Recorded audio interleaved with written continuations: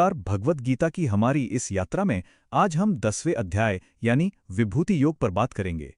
ये वो अध्याय है जहां भगवान कृष्ण हमें सिखाते हैं कि अपने आसपास की दुनिया में हर चीज में दिव्यता को कैसे देखा जाए। तो चलिए इस कमाल की समझ को विकसित करने की शुरुआत करते हैं। चलिए एक सवाल से शुरू करते हैं।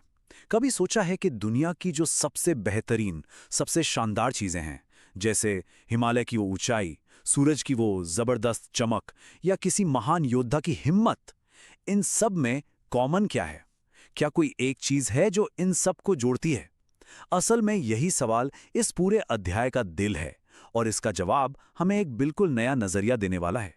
तो सबसे पहले ये समझते हैं कि विभूति योग है क्या। इस सेक्शन में भगवान कृष्ण अर्जुन को अपनी विभूतियों के बारे में बताने वाले हैं। विभूतियां यानी उनके वो दिव्य और शानदार रूप जो हर जगह मौजूद हैं। तो ये विभूति शब्द, इसका मतलब क्या है आखिर? देखिए, बहुत आसान शब्दों में समझें तो विभूति मतलब भगवान की वो दिव्य शक्ति, उनकी वो शान जो इस पूरी दुनिया की हर चीज में फैली हुई है। ये कोई अलग से रखी हुई चीज नहीं है, बल्कि हर महान, हर शानदार चीज के अंदर जो चमक है ना, बस वही ईश्वर का प्रकाश है, वही विभूति है। अच्छा, अब सवाल ये उठता है कि ये ज्ञान कृष्ण ही क्यों दे रहे हैं? क्योंकि जैसा कि वो खुद बताने वाले हैं, वो ही हर चीज का, हर किसी का असली स्रोत है। यहाँ कृष्ण एक बहुत ही गहरी बात कहते हैं। वो कहते हैं, बड़े बड़े देवता और महान से महान ऋषि भी मेरे असली स्वरूप को पूरी तरह नहीं जान सकते। क्यों? क्योंकि मैं तो उनसे भी पहले से हूं, मैं ही तो उन सब का कारण हूं। सोचिए जरा, वो कह रहे हैं कि वो समय से भी परे हैं। और जो कोई इस बात की गहराई को समझ लेता है कि ईश्वर अजन्मा है, मतलब उनका कभी जन्म नहीं हुआ और वो ही सबसे ऊपर हैं, सबसे परे हैं, तो ऐसा व्यक्ति हर तरह के सांसारिक बंधनों और पापों से आजाद हो जाता है। ये ज्ञान ही असल में मुक्ति का रास्ता है। ये विचार कितना दिलचस्प है ना? चाहे अच्छी चीजें हों जैसे बुद्धि, ज्ञान, सच, या फिर वो चीजें जिन्हें हम बुरा समझते हैं जैसे दुख या डर, कृष्ण कहते हैं कि ये सब के सब भाव और गुण एक ही स्रोत से आते हैं और वो स्रोत मैं हूं। सब कुछ उसी एक परम ऊर्जा का हिस्सा है। तो फिर इस पूरे ज्ञान को जानने का मकसद क्या है? कृष्ण खुद बताते हैं कि जो इंसान उनकी इन विभूतियों को, उनकी इस शान को सही मायने में जान लेता है, उसके दिल में भक्ति अपने आप पैदा हो जाती है। एक ऐसी भक्ति जो कभी डगमगाती नहीं। तो ये सिर्फ दिमागी कसरत नहीं है, बल्कि दिल से जुड़ने का एक तरीका है। अब ये सब सुनने के बाद अर्जुन के मन में और जानने की इच्छा जागती है। वो हम सब की तरह हैं, एक जिज्ञासु शिष्य। वो चाहते हैं कि इस बात को और गहराई से और उदाहरणों के साथ समझें। तो अर्जुन कहते हैं, हे प्रभु, आप अपनी उन दिव्य विभूतियों के बारे में मुझे और विस्तार से बताइए। मैं जानना चाहता हूं कि आप किन किन रूपों में इस पूरे संसार में फैले हुए हैं।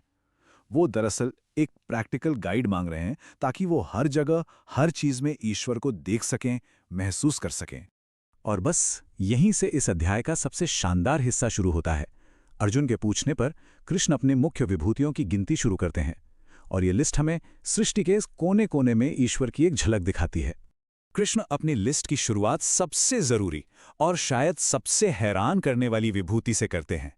वो कहते हैं, मैं कहीं दूर आसमान में नहीं, बल्कि हर जीव के, हर प्राणी के दिल में बसी हुई आत्मा हूं। मतलब सबसे बड़ी दिव्यता, सबसे बड़ी विभूति तो हमारे अंदर ही है। इसके बाद वो प्रकृति की सबसे महान चीजों का उदाहरण देते हैं। कहते हैं, मैं सूरज नहीं, बल्कि सूरज के अंदर का प्रकाश हूं। मैं चांद नहीं, चांद की ठंडक हूं। पर्वतों में वो सबसे ऊंचे हिमालय हैं और नदियों में सबसे पवित्र गंगा। मतलब हर चीज का जो सार है, जो उसका सबसे श्रेष्ठ गुण है, वही ईश्वर है। फिर वो देवताओं और महान चरित्रों की बात करते हैं। देवताओं में वो सर्वश्रेष्ठ इंद्र हैं, योद्धाओं में वो मर्यादा पुरुषोत्तम राम हैं और पक्षियों में वो सबसे शक्तिशाली गरुड़ हैं। मतलब हर श्रेणी में, हर कैटेगरी में जो टॉप पर है, जो शिखर है, वो ईश्वर का ही एक रूप है। और बात सिर्फ दिखने वाली चीजों की नहीं है। कृष्ण कहते हैं कि जो चीजें दिखती नहीं, वो भी मैं ही हूं। मैं ही समय हूं जो सब कुछ बहा ले जाता है।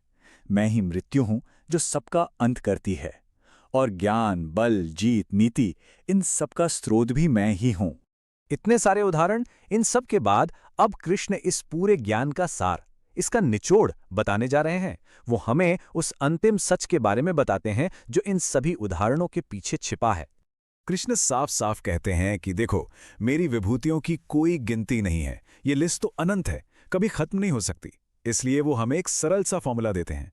दुनिया में कहीं भी कुछ भी असाधारण, शक्तिशाली या बहुत सुंदर दिखाई दे, तो बस ये समझ लेना कि वो मेरी ही ऊर्जा की एक छोटी सी झलक है, मेरा ही एक अंश है।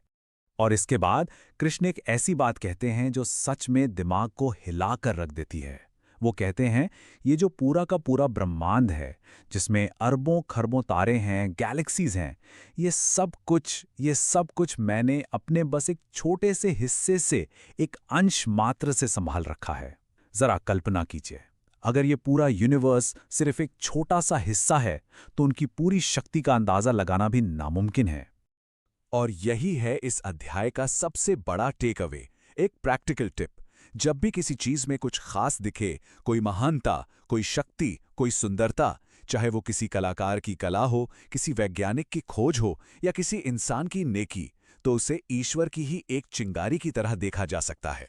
तो आखिर में ये सवाल हमारे लिए है, इस ज्ञान के बाद कि हर शानदार चीज में ईश्वर का ही एक अंश है, क्या अब दुनिया को देखने का हमारा नजरिया थोड़ा बदल सकता है?